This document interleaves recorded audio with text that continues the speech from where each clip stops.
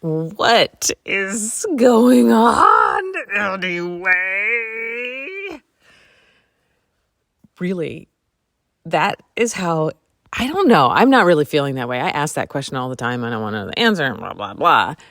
But doesn't it feel like that's what people are doing right now? One way or the other, what is going on? And this time, I'm so happy to be here, by the way. Sometimes I procrastinate and I sort of dread it, but this feels like I've got something that wants to come through, wants to come out. And I think it's just a very simple image. Doesn't it feel like it's been 15 years between the beginning of the year and now? Welcome to the first new moon of 2025. It is the beginning of the lunar new year. This is the year of the snake. And a very quick search says, much like the snake sheds its skin, 2025 marks a year when individuals and communities can let go of old patterns and embrace innovation. This serves as a call for thoughtful action and strategic change. And what's fascinating to me is that politically, people feel like that's what's happening for them, whichever side of the aisle that they're on. Fascinating. Welcome. I'm so glad you're here. Let's dive in.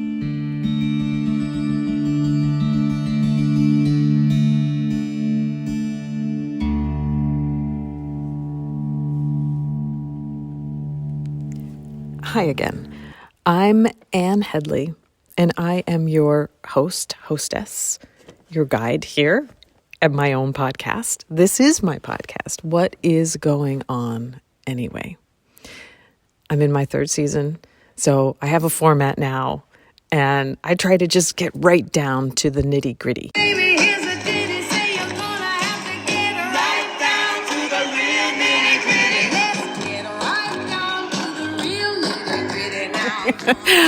I've been listening to that song I haven't found it until just now. I just looked it up, but I've been hearing that song in my head.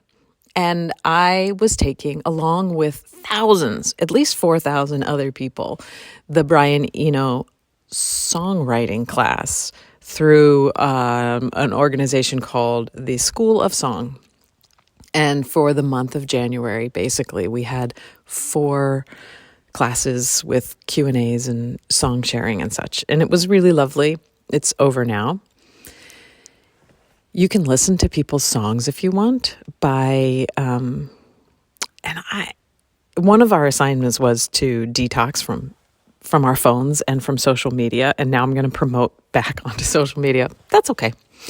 But if you go to hashtag School of Song on Instagram, you will be able to listen to people's songs from the class, whoever decided to post them. And hundreds, there were thousands in the class, so at least there'll be hundreds of selections. And there's just some pretty great artists out there. It's worth listening to new voices if you don't get a chance to do that very often. But let me circle back around because I came to that because I've been listening to music differently after taking that class, and that song, The Real Nitty Gritty, has been floating around in my mind. I couldn't even tell you when the first time I heard it. It had to have been when I was a kid sometime, and it just stuck in there as something about it. And one of the things that asked us is to investigate, why do you love a thing? Like, what does it do for you? What is it about you that I want to say harmonizes, but I just don't want to use that word, or jives or grooves, or like, what is it about you that loves the things that you love? Constantly also a question that I have. And I'm asking, like, why do we love the things that we love?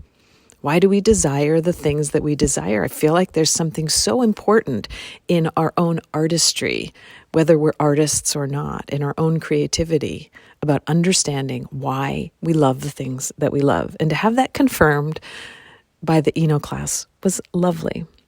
But let me come all the way back around to remind you that here I am with this podcast where I contemplate the current moon. This time it's a new moon, and what that means for me as a pathway through my daily life. I use my intuition to share a story about this moment that I hope offers guidance. It certainly offers it back to me when I listen back to myself. I wonder about these universal themes and how they show up for us through different seasons, different moons.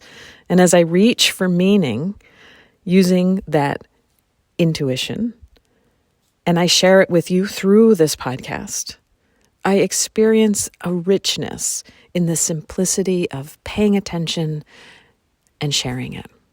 Thank you for being the one that I'm sharing with right now. I really do appreciate that. Now is the right moment to dedicate this podcast to my friend Steffany, whose birthday it is today. Can you imagine a more auspicious birthday than this new moon in Aquarius in 2025? I don't know if she's lucky or it's like winning the astrological lottery and it's like completely overwhelming. Steffany is a brilliant artist and a wonderful friend who has been one of those friends that sticks with me through all the stuff and sticks with me through those dry spells. Like it's kind of a miracle that we're still friends after all of these years. And she inspires me and provokes me to want to be a better artist myself. She has a huge heart that sometimes gets on the outside of her skin, and she can be tender, and the world can hurt her in ways that other people seem to be buffered by. And I just love you so much, Steffany. So happy birthday. Happy birthday to you. So if you're listening, whether you know Steffany or not, would you please just send a warm sense of love and appreciation to this friend that's kept me being me?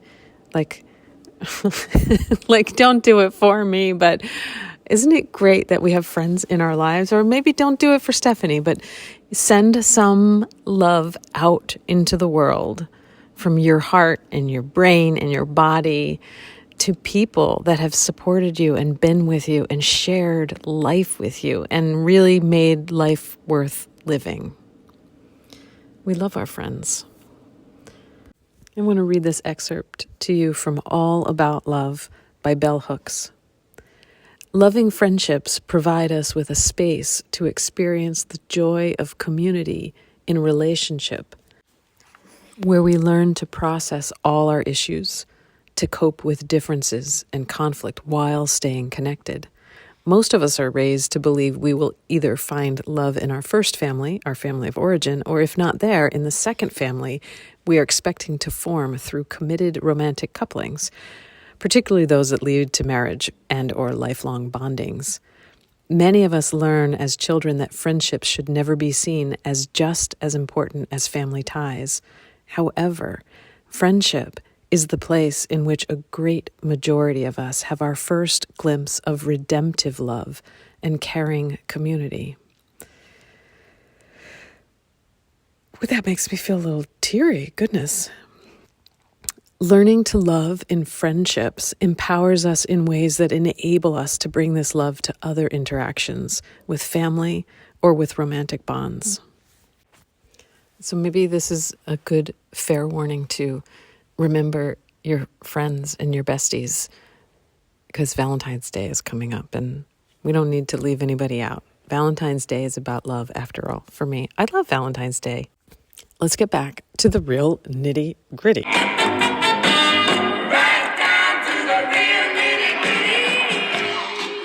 Yep. And all that is the real thing that I need to share with you, that I want to share with you, is the image that I'm getting around this new moon. Looks like a whirlpool. It looks like everything is going down a drain. But I don't see just a whirlpool or just a drain. I am seeing a whirlpool on top of a whirlpool. And my dad was a science teacher, and we always were being interested, looking at science projects. And that's the way I was with my kids when they were younger, and probably still now. I'm really interested in how things work and science experiments. I love it. So I think I'm going to link this in the show notes. There's this little thing that you can screw onto the top of a 2-liter bottle, or I guess I think it needs to be a 2-liter bottle. And you screw a 2-liter bottle into both sides of it. So you can imagine one 2-liter bottle on top of another 2-liter bottle, and then you can shake it and you can see it make a funnel. Like if you look it up, it's going to say tornado in a bottle or vortex or something, whirlpool, something like that. And if you look at the actual experiment, which I just did because I kind of forgot what really happens, is you get a funnel on top, and then the water sort of just fountains through and fills up. But in my picture, I'm seeing a funnel on top and a funnel on the bottom. It's like going through some sort of a portal via a whirlpool. And so I'm just going to stick with that image, even though you can't recreate it in this science experiment. Not perfectly. But yeah, go look at the bottle. It's it's fun if you've never done it before. Recreate your childhood. Have all the experiments. Do them all if you like them. The image of this new moon is this kind of being in the top, like circling down the drain. That's why I'm a little worried about Steffany and this birthday. It might not feel great, but I do think when we get through it, something's changed and something's shifted. Maybe it's just the way we focus our mind or we think about things, but I feel like this moment is a kind of going down the drain. And I usually feel very optimistic about new moons and very overwhelmed by the full moons. And this one feels like the strangest sensation of optimism while we're all circling the drain. And it reminds me when my kids were little, and not each of them, but a couple of them had a little bit of fear about going down the drain in those early bathtub experiences. You know, if you've been around little kids, some of them are afraid of going down the drain, so much so that Mr. Rogers wrote this song that I love. Can never go down the drain. You're bigger than the water. You're bigger than the soap. You're much bigger than all the bubbles and bigger than your telescope. So you see. So that's the song, Never Go Down, Can Never Go Down the Drain. Just imagine that Mr. Rogers is singing about your soul, your spirit, the part of you that is not going to be devastated by going down the drain. And that's the way I'm taking it right now, that this opportunity, while everything seems like it's spinning round and going down the drain, is the opportunity for us to recognize that there is some part of our existence that is precious and sacred, and our attention can land there. This comes back to the story writing class, which was he gave us a week of no phones, very little access to. And, he wanted us to be able to, carry on with our lives, but as much as possible, shift our attention to ourselves and our creativity and what we're really thinking in the morning when we wake up and we don't immediately check the news or listen to the news or check our emails or look on social media. What happens to us when we become open and available to our own, give ourselves the attention that we so desire? What happens when we belong to ourselves? That's kind of what I got out of it. And that reclaiming of our own attention is a radical act in a world that is seeking our attention and using our attention and our focus and our presence online in a consumptive way, that tracking every little thing that we do as a means to sell that information to make us consumers when we don't even realize that we're being consumers. It's just interesting to look at all that stuff. Where is your attention? Who are you offering it to? And don't you think that yourself wants that back, at least part-time? And after that digital detox, we were given the task to imagine a world that we wish for. We've done this before. I've done this before many, many times, so I didn't think it would be that challenging. But it's always interesting to go through it again. I wish for sun spaces and buildings and homes for energy innovation, for ease. I wish for folks to have 3-day work weeks and staggered so that people can work on the days that they want to, but the expectation is that you would only labor for others, work for others 3 days a week, and 4 days a week you would work for yourself and labor for yourself. I wish for peaceful relationships with technology, for simplicity, for easy food and sharing, and for easy ways to share inspiring ideas. I wish for artists to be respected and legitimized by money, to be valued in the same way that other professions are valued. I wish that all medicine is healing and that attending to collective trauma is normal. I wish for universal healthcare and for healthcare to be not for profit. I wish for women to choose their reproductive care, for birth control to be everybody's responsibility, for homes to be well insulated and energy efficient. I wish for wild innovations that knock our socks off. I wish for the world to change.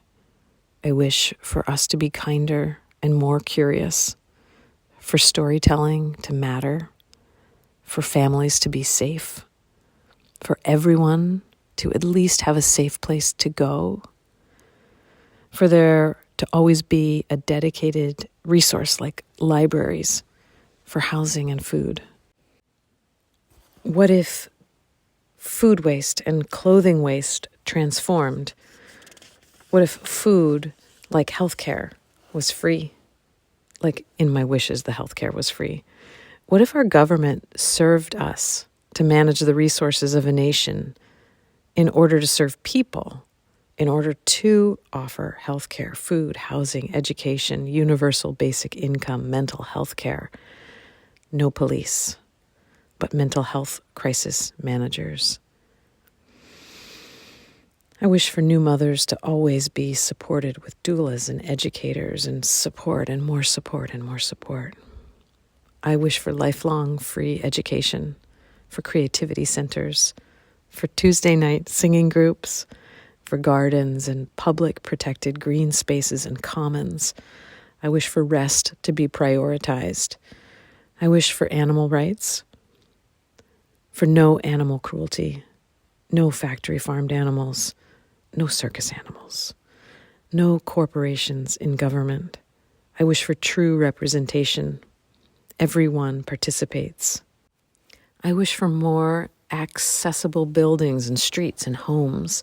I wish for it to be normal for private homes to include ramp access, everyone, for buildings and sidewalks to be made for wheeled accessibility. And this not only welcomes wheelchairs and walker users, it helps moms and children and offers us the knowing that we are welcome, no matter what. I know older folks who resist using support because of their internalized ableism. What if our whole lives we believed that there was value in making spaces and homes for all stages of life and ability? And so as you listen to my list of wishes and hopes for a new world, yours obviously would not be the same as mine, and maybe there's some overlap and maybe there's some disagreement. But wishing for the world that makes space for you to be you is important, and it's important to reach out and find some of the ways that we can make those things happen. small steps, baby steps. And maybe as my ideas merge with other people's ideas and we talk about it, some of my ideas will change, or someone will have an idea that not only uses like little piece of mine, but also manages to make it better, more well thought out, more rounded. Of course, it's simple to dream, and also sometimes we don't give ourselves the space necessary to dream wildly, that we censor it before the dreams are given a chance to have a little bit of a life of their own. Like, we need to blow those bubbles of dreams and let them have a moment before they get burst. Some of them will turn into other things, I believe. Some of them are like milkweed seeds and blow off and land somewhere to create a whole new family of milkweed. And lastly, about this new moon, I think that it is saying that this is up to you, this new beginning, not in a heavy way, just the most honest, basic way that the whole universe could say. There's no more hiding. It's just, and it's not like a threat. It's just like, this one's up to you. No more playing a role that you think will get you somewhere.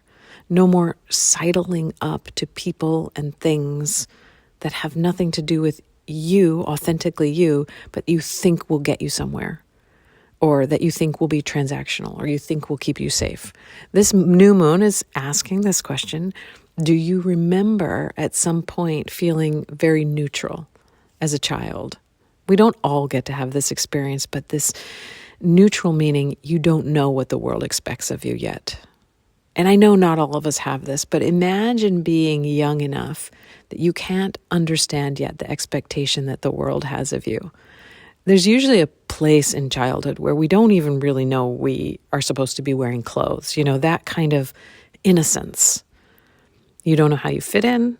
You don't know how you need to fit in socially in any way. Can you remember that innocence? And can you remember that in relationship to the maturity that you hold right now? This new moon wants you to use the imagination of that kind of innocence. Not that you drop off knowing how you fit in the world and the maturity and the wisdom that you have today, but that innocence of how you be in the world. What do you simply love? Like, I just imagine that way that a child loves a mud puddle. It's not worried about the mess or messing up clothes, just that squishiness in the toes and just loving that sensation.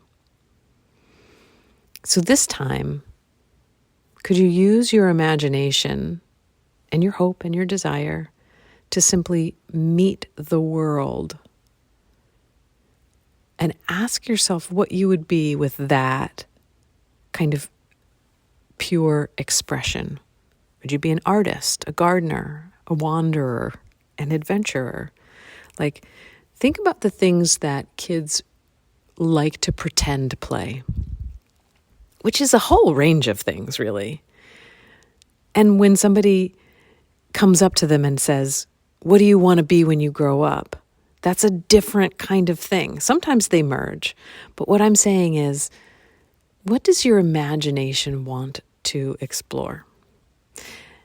There's this chart, and it's called the Social Change Map, attributed to a woman, Deepa Iyer.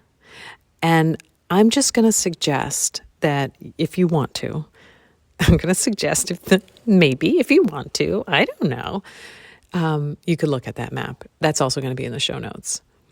But she says that for social change, to move toward equity, liberation, justice, and solidarity, there are different roles that we can play. And all of us are going to be allured to them in different ways. So are you an experimenter, a frontline responder?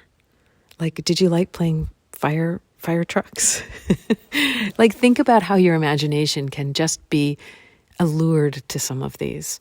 Visionaries, builders, caregivers, disruptors, healers, storytellers, guides, and weavers. Did I say weavers to begin with? Weavers is at the top of the list. And you might be a combination. You might be like a storyteller, weaver, visionary, or a disruptor, but also a builder and an experimenter, or a healer and a caregiver and a guide. Like, you can see how there's so many parts of yourself that are needed to move into this kind of social change towards more justice, more liberation, and more equity for all of us. Let's see what the I Ching thinks, shall we? So I Ching, Oracle, what do you want us to know about for this new moon? And we get hexagram 28, great exceeding. Doesn't feel surprising. What is overloaded? What have you outgrown? What must you do? When you exceed something, you cross over a line and make a transition. The traditional Chinese house has a structure like an old-fashioned tent, uprights supporting a horizontal ridgepole, and all the weight of the roof and walls is suspended from there. Here, the ridgepole's limits have been exceeded. The supporting framework is no longer adequate to the weight it's asked to bear. This means stress, and also a greatness of spirit and purpose that goes beyond the scope of the situation. It is fruitful to have a direction to go, to reach out imaginatively and explore. Since things cannot hold up as they are, there must be movement. Yeah, so this is not like a direct going down the drain, but it is things are falling apart. It moves to the very next one, hexagram 29, repeating chasms. What are you sure of in your heart when nothing else is sure? How can you flow on and through the dark? That doesn't sound great, does it?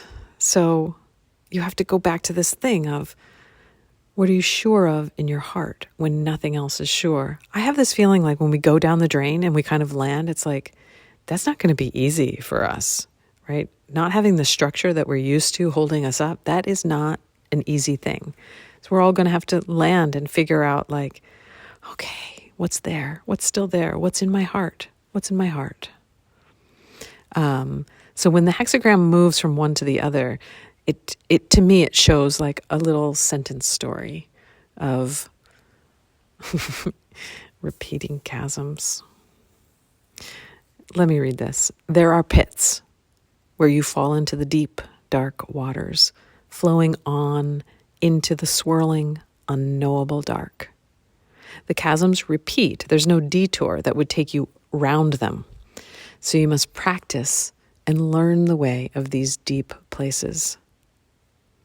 First, there must be truth and confidence, truth to the present moment, because this is simply how it is, and trust in your inner knowing, so you can be unreservedly present with an unshakable grasp on the essential core.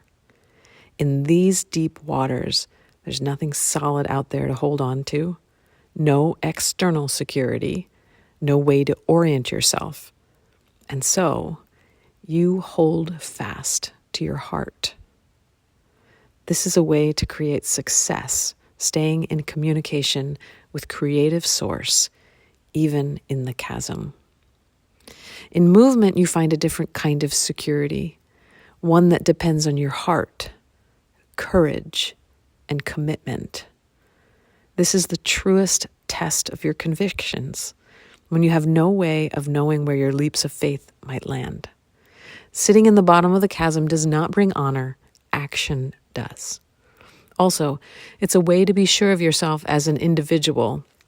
After everything else has fallen away, you act, and you become skilled in flowing through the steep-sided chasms.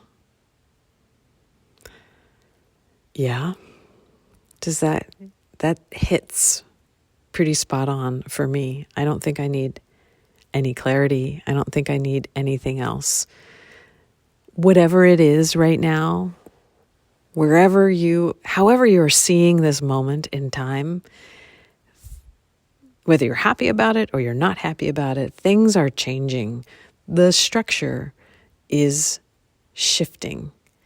And through that, anytime this happens, even if it's for the good, it is very difficult to find our ground. And the I Ching, and me too, I agree here. We're asking, and I'm asking this back to myself, of course, right? I'm asking, when I feel that kind of despair and darkness and like being, I'm making this motion, I'm making this whirling motion, like I'm being tossed around in a whirlpool. When I feel that and going down and down and down, where is my heart? Can I go back to the commitment I have to my most innocent self, to bring myself to life in this world, to let my truest self be known to others? And this is such a vulnerable thing that we start slowly, easily with those that we trust, seeing if it's safe to share ourselves with each other and quietly, slowly build the world that we want to live in. And that is the podcast. Happy Lunar New Year of the snake. The snake is exciting, low to the ground. This is goddess kind of energy. This is, what does the earth wisdom have to say? You know, when you are belly to the earth, you have this feeling and this sense of grounded earth wisdom.